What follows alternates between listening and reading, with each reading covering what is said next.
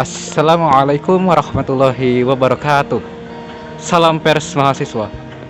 Nama saya Muhammad Repali, selaku mahasiswa UIN Antasari Banjarmasin semester 6 dari jurusan Psikologi Islam Fakultas Usuluddin dan Humaniora, ingin menceritakan tentang kehidupan saya selaku mahasiswa dan juga anggota Sukma di kehidupan new normal pada saat pandemi saat ini.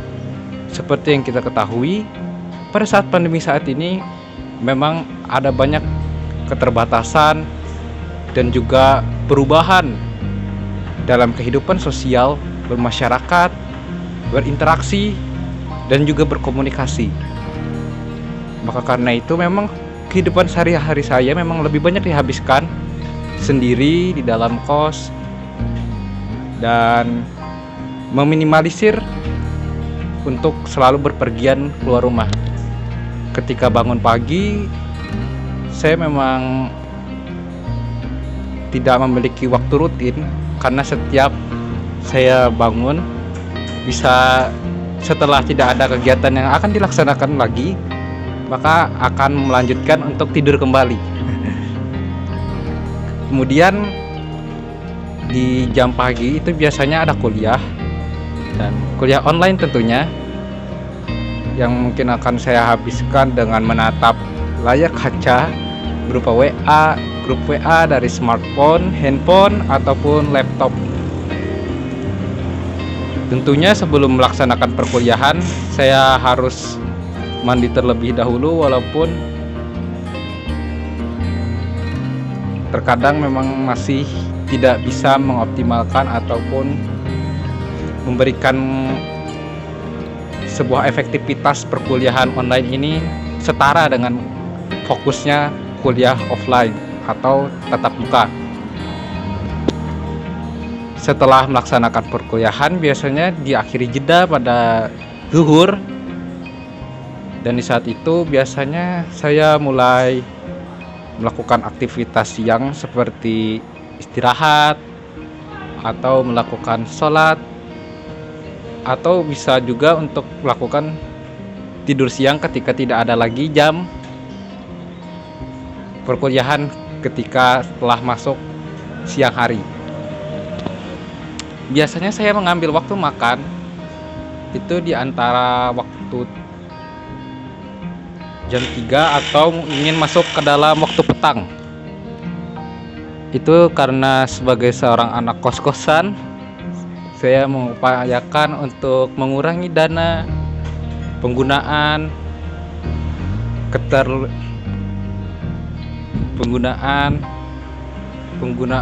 dana yang terlalu berlebihan, keborosan, dan juga menjadi beban sebagai seorang anak yang tinggal jauh dari perumahan orang tua dan keluarga.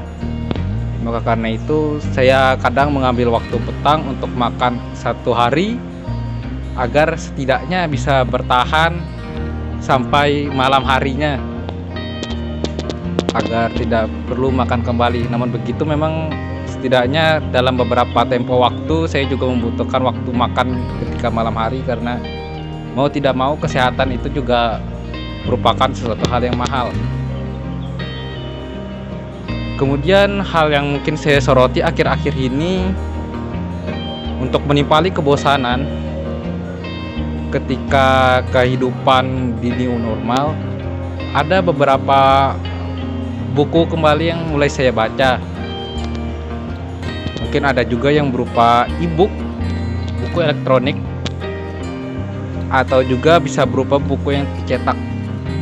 Sekarang saya memiliki 2 buku yang sedang saya baca, yaitu tentang demokrasi terkait dengan euforia politisi yang lahir akhir-akhir ini, dan juga yang kedua tentang The Art of Loving dari Erich Fromm yang dicetak. Tidak. Alasan masuk Sukma, saya kalau memang ini sudut pandang pribadi, tentunya semua orang punya masalah atau alasan tersendiri mengapa mereka memutuskan untuk masuk ke organisasi yang ia minati. kalau menurut saya sendiri jauh ke dalam makna dan arti. Menurut saya ketika perasaan sentimen yang masih menggerogoti jiwa muda, di saat itulah saya memutuskan untuk masuk Sukma untuk memberikan tentang informasi, kebenaran, ya layaknya seorang pemuda yang pernah penuh dengan rasa idealismenya atau cuma dengan penuh dengan kenaifannya, tapi dengan mencari makna dan belajar dan berproses tentunya.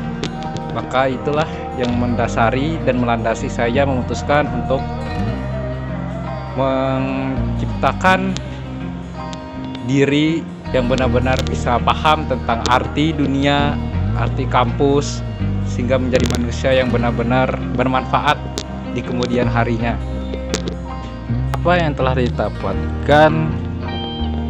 Tentunya dunia saling peduli.